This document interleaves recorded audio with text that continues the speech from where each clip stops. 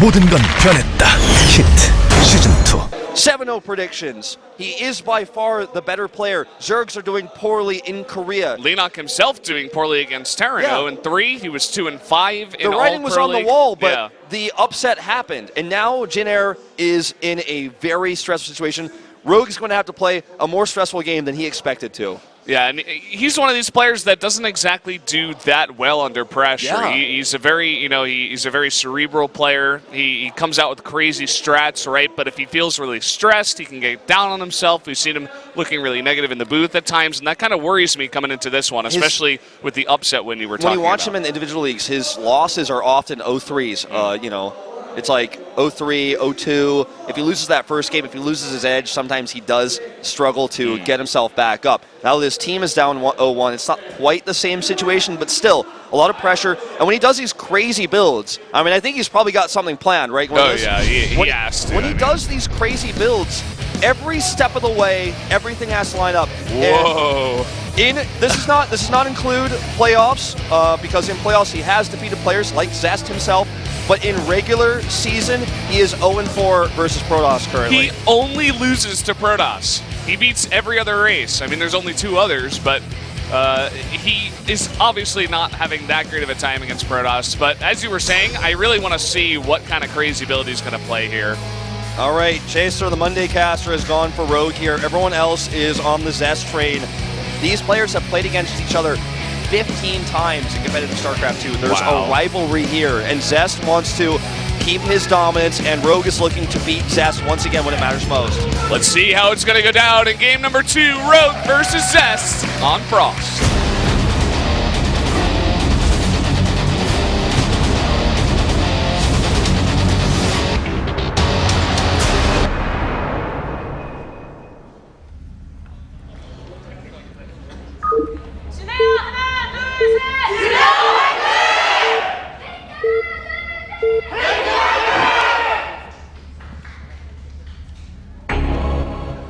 Up here in the top left, in the green, for the generic Green Wings, the Zerg player, it is Rogue. And his opponent to the bottom left, the top StarCraft 2 player currently, it is Zest. Current defending GSL champion. Yeah, oh wow, this guy actually came from Vietnam. Wow. Came over to watch some StarCraft. He loves StarCraft 2. There's the waifu. The waifu, we saw the waifu. On the left. It was spotted. He also has a Pro League shirt. That guy was on camera. Yeah, they both got Pro League shirts. Oh, there's actually another friend over there who's got a 3rd Pro League shirt. Damn. Everybody's getting those Pro League shirts, yeah. Did you get your Pro League shirt? I didn't get my I Pro did, League actually. shirt, yeah. I think you'll get one today if we go talk to Tablet Man. You guys know Tablet Man. He's the supplier. Yeah, he's got the goods. All right. Ooh, drone comes down without a hide here, and this will actually cause this base to be blocked. Now, Zest could go for the double block. We're seeing the rise of this. Hush just recently repopularized the, along with Zest, actually, these 2 players specifically repopularized the Cybercore block. He's not going to go for it, though. He's just going to simply block, at least, and not initially, we're just going to block with a probe's body here and a pylon. Yeah, and this is very unlucky for Rogue. First of all, they spawn close here at vertical spawns, and Zest goes for the early scout, and he scouts correctly. Okay, so everything going wrong so far here for the Zerg player. Let's see if he commits to the Cybercore block. You know, there is definitely a chance that he does. With the pool coming up this late, he absolutely could. He's dropped his Nexus, and looks like he's just going to harass with the probe instead. So in these positions, Rogue needs to play a more aggressive style, I feel, because playing passively on this map and trying to go for late game is very difficult because your 4th base, you're not, what 4th base? When is that ever going to happen? How is that going to happen? You have to expand towards Zest, his aggression, his Zealot dropping later on, his Adept drops, that sort of harassment, or you have to expand so far away that it's like comical how far away you have to expand. Look at the base to the top right, like where that Overlord's near? Yeah, right. Is that going to be his 4th base? I don't think so. Well, you've seen players try and fail in the past, and generally you just have to take that that base that's down there close to the Protoss. It doesn't feel good, but it's basically your only choice. And I was thinking a little bit about the map There's here. the Cybercore block. Oh, wow. He's really committing to it. Look at that. Just gets it at the last second, by the way. Doesn't affect his build in any way because he had just enough.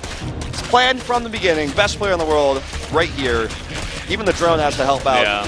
he will probably actually just get the cancel off as well. Just a temporary investment, no big deal. This third base is so late. This is so annoying. I mean, you can see with the Cyber Core, with how fast it gets those health and shields, even 6 Lings have trouble dealing with that with the help of the drone. So very delayed third base, and we are going to see the follow-up of the Stargate coming out here from Zest. He does like to do this in this matchup, a very common thing to do for Protoss here.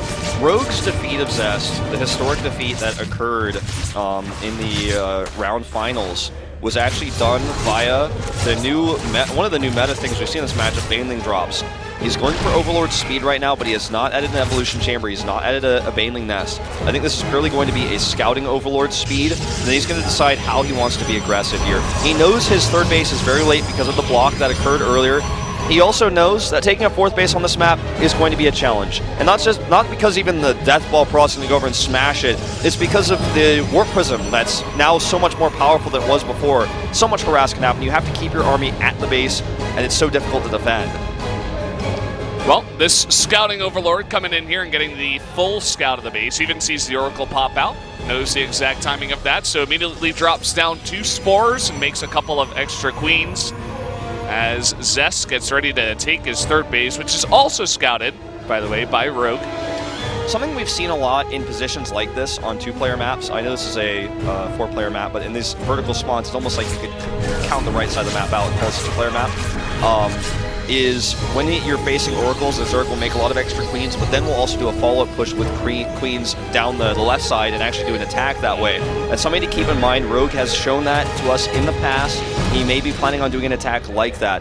Now, I'm kind of pushing the idea that he's going to do an attack because I personally feel it's very difficult for the Zerg to take a fourth base on this map. He may try to do it anyways. But look at this. 2 Oracles and 4 Adepts. This could do a lot of damage. There's no Lings being made right now. 2? Only 2. Oh boy, you can't rely on only Queens here. The Adepts, they've got so much health that he has to run his entire drone line away for a really long time. These Adepts are going to survive for a really long time They as may well. even get out. Not all of them. But look at this, he's going to commit to fighting the Queens now away from the Spore as the Queens get forced into the situation. Very, very good crisis management by Rogue, though. That could have done a lot more.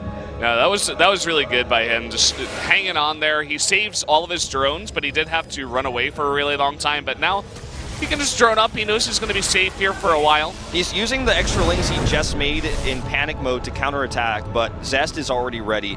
He's got his sentries in position, and more harassment going on here in the main base. He's looking for more damage. He's going to find a lone Queen here. No transfuse. Oh, there it is. Okay. Oh, didn't have that selected. And this is actually not going to work out too well for Zest. Yeah, he's not paying attention. He loses one of his Oracles. Definitely should have just been able to fly that away and save it. But, yeah, not really finding that damage. And he's going to follow up with 5 extra gates, Blink, +1, Robotics Tech here. Yeah. And we are going to finally see the Baneling Nest being made. And it looks like he wants to go into Baneling Hydra. Bane Hydra. So he's making a scary amount of drones. He just started like 14. We're going to see the Droverlords come in. This is a scary style to both play against, but also I think versus Zest to play. Like, Zest is the one who was defeated by this first in televised matches. You think he will forget what happened? Like, he knows how to deal with this now. And let's see how well he does. +1 already on the way for Hydras. A Ling drop coming into the main is going to force Zest to react. Only 2 Adepts here. Yeah, just going to warp in a couple, and that's going to be enough. I think he should have just gone right for the probes, but doing a little bit of chip damage to that gateway, I suppose. Yeah, chip damage is, I think, the best way to describe it. Chip the paint on it, even. Yeah. Zest is like he's like not even phased by this drop even slightly. The thing I'm scared for Zest is that if Rogue begins to make a ton of Droverlords, drop Overlords, and makes a bunch of Banelings and drops on all those sentries, I think it's just a great read by Rogue to see the composition and see how many sentries he's making and just be like, oh, I can crush that. Especially because we're so close, right? Yeah. I think that's the play here. I haven't seen him make too many Lings. He's got 23. No Banelings so far and still only 1 drop Overlord. Yeah, but could come into play here in just a minute. The thing is, he's not ready yet, and it looks like Zest doesn't want to give him the time. He's like, hello, you don't even have a 4th base. Of course there's a 4th base on this map. Are you kidding me? I've been talking about this since we spawned. But because he doesn't have a 4th base, I think Zest is starting to get suspicious. Like, oh, I think you're going to do that Baneling Hydra timing. I'm just not going to give you time. You're not going to have enough Droverlords ready. And if you fight me on the ground, you will lose, because I have 9 sentries. and they're ready to go. 14 probes just died, by the way. Yeah, He's all in basically interim. now. He has to do serious damage with this. Hydra's going to shoot over the force fields. He needs more than this. A good blink up. Really nice force field to block the left side of this army off entirely. He's starting to get more Hydras out, you know? He's got a lot of them on the way. 13 are about to pop out. Still good more force fields though. where that came from. He's got so many sentries, and now he's taking control of this high ground, and Rogue only on 3 bases, and a huge warp in here with these 8 gateways that are up and running for Zest. I think he has to just like kind of leave Zest high and dry up there. I think he needs to take a new base. Okay, he does. He takes the 4th base now because he knows he's never going to be able to retake control, but he could trap this Protoss army up here and, excuse me, and keep building Hydras, which eventually will be the counter to this. And also, he can make more Lings and start doing that drop sort of play that you were talking about now that he has the economy. He's actually transitioning into Lurkers as well. He's going to have the better tech, and he knows this base took a lot of damage. And if Zest just kind of keeps warping in here and he just doesn't mind from it, he's like, yeah, I'm still getting my gas, and I'm going to have that other hatchery. So just sit up there, that's fine. Sit up there, I don't care. You can't deny my gases, and you can't come down the ramp, or you're going to lose Stalkers. Yeah, he's kind of in an awkward spot because how do you save those sentries unless you go all the way to the right? And right, you have to go all the way on the right side of the map to have any chance of doing that. You're fighting you're fighting into a concave of Hydras here. I mean, this is, maybe you kill a few with some good blinks here, but this is really playing with fire right now. And he's going to be limited to how many times he can do this as the shields fade. Ling's running by here. He has a Baneling drop set up to the south as well. He might be wise to do them at the same time. Here it comes. He's trying to take overcharges were used there, so he's only got 1 more if that was on full energy. And it's not even in the main, so we have to see if he's going to commit, if he's going to react to this. This is looking really bad for Zest, man. I mean, Lurkers are ready, and he's not. I mean, this cannon is not enough alone. He will lose probes here. Not that many probes, but still going to find that damage. Yeah, I mean, that's decent damage there. Yeah, I mean, it's pretty nice. What is Zest on right now? He's only on 56 probes at this point, and he still hasn't taken a 4th base. Look, he did exactly as I said. He ignored the Stalkers, and now he's like, I'm not even going to be there anymore. I'm going across the map. I have Lurkers, and what's your answer? You don't have an answer. Does he even have a robotics bay? Okay, no, he has 1 observer on the map, but it's not right here. And already damage being done. And this is the moment where Zest is going to freak out because Lurkers are done, and he's not ready. And this is exactly what I was talking about. How does Zest ever get back to his base? He can't. He doesn't have his mothership core with him. He can't recall. And now Rogue has gotten on top of this 3rd base. Oh, this is so bad. Look, how is he going to ever fight this army? Look at the Changeling block there, too, even on the Stalkers. He can barely even get his Observer here. He's going to try to fight this now. Where's the Observer? It's not with his army. He has no detection. Okay, now it's here. Now it's here. But he lost all the Stalkers already. It's over. It's over. Another upset. GG. Rogue. Oh, man. He does it again. He said, no, you put your Stalkers on that high ground and you keep them there. I don't care. I'm taking another base.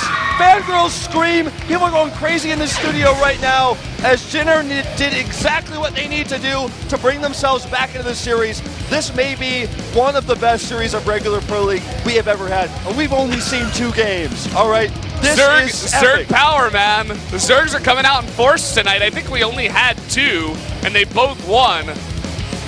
What buff? They don't need a buff, man. They're killing everyone. This is crazy. David Kim is so scared right now. He's like, oh my god, we don't need the Queen buff anymore. Yeah, dude, it's been a crazy day so far. Tell your friends to get in on the stream here, as we do have probably the best matchup of the night, Maru versus TY. I mean, that was a sick match, but this is going to be a straight-up slugfest. Maru, a sick TVT player, but TY, one of the best, if not the best. Yeah, so definitely, we're going to have a short break coming up. Tell your friends about this. This is going to be perhaps the match that will decide tonight's win. Realistically, the momentum that you get from going to match point, going to that 3rd game, cannot be underestimated or understated. Both. All right? Yeah. Whoever takes this win is going to take control of the series. This is going to be a TVT between Maru and TY after a short commercial break, so stay tuned. We'll be right back with game number 3.